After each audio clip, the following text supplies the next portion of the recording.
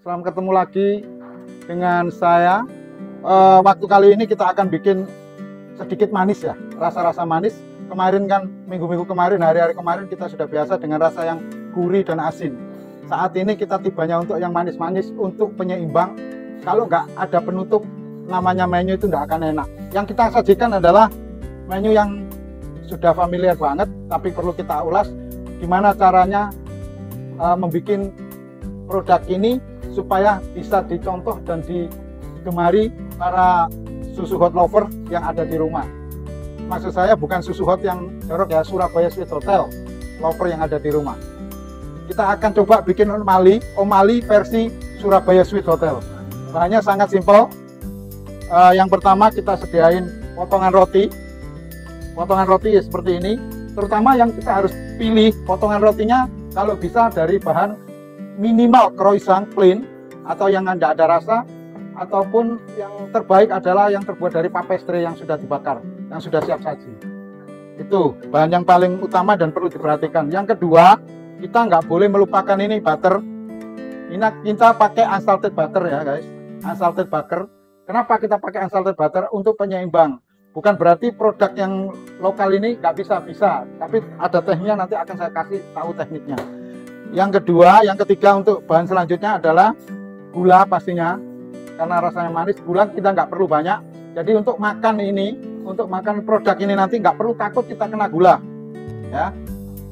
Kita pakai gula sedikit, dan tak lupa pentingnya adalah kita pakai susu cair ini.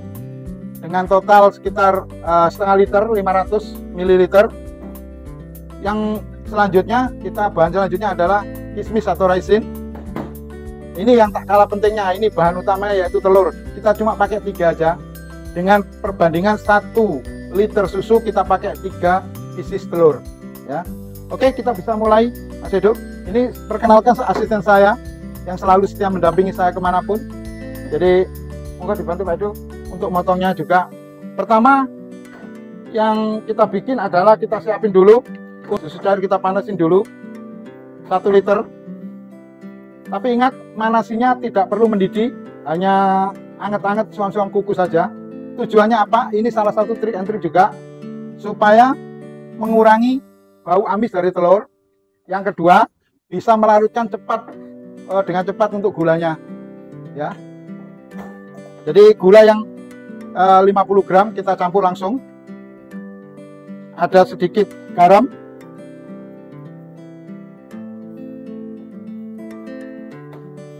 Ingat, ini nggak perlu terlalu mendidih, cuma suam-suam kuku aja, anget-anget kuku ya. Di sini biasanya dipakai dan ciri khasnya di Timur Tengah, tapi kita aplikasikan di Indonesia. Kenapa? Selama di Surabaya Sweet Hotel ini, semenjak saya request pakai makanan ini, banyak tamu yang komen positif, jadi mereka pada cocok. Kalau disidangkan di sini supaya tidak terlalu manis juga, dan seperti bubur katanya, sangat cocok untuk di breakfast pagi hari. Kita rebus susu ya, supaya untuk menghilangkan rasa amis dari telur. Yang selanjutnya, mungkin step yang selanjutnya, kita taruh 3 telur utuh dalam baskom. Kita kocok aja, hanya supaya terpisah aja. Supaya terpisah seperti ini, nggak perlu terlalu ngembang-ngembang, hanya nyampur saja. Nah, ini sudah cukup kayak suam-suam kuku, sambil kita aduk seperti ini untuk mempermudah larutnya gula tadi. Dirasa sudah larut, kita masukin ke kocokan telur utuh tadi.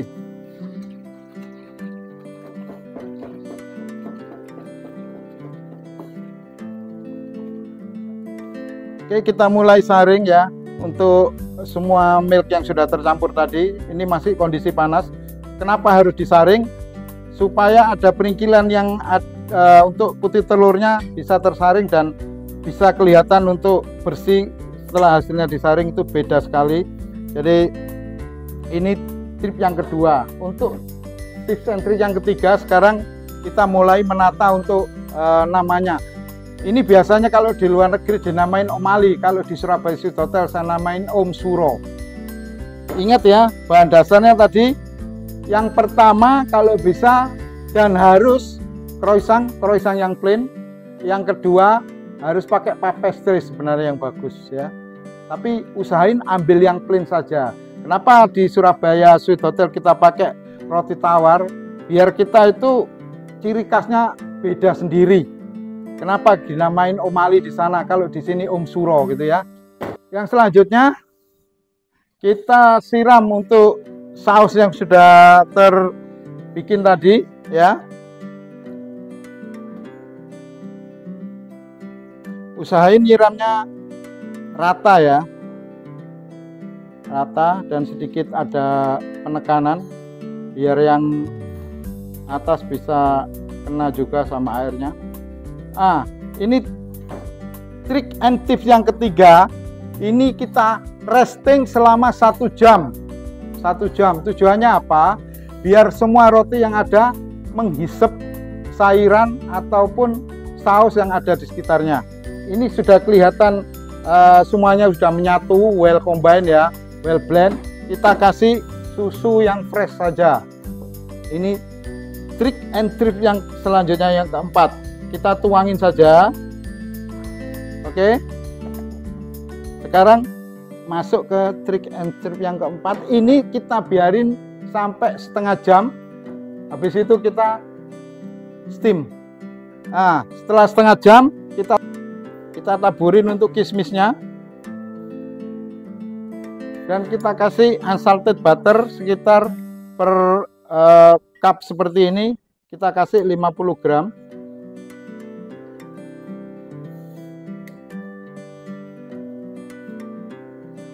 Kita bisa kembangin juga. Untuk yang saya ajarkan di sini kita basicnya saja, tapi kalau mau dikembangin lagi boleh.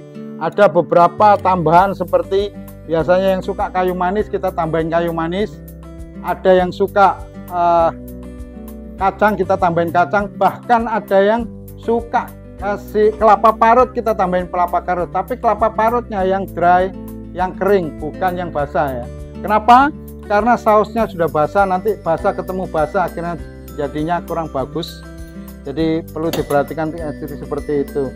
Oke, yang selanjutnya ini sudah merasa well blend semua, benar-benar well blend. Kita tinggal steam ya.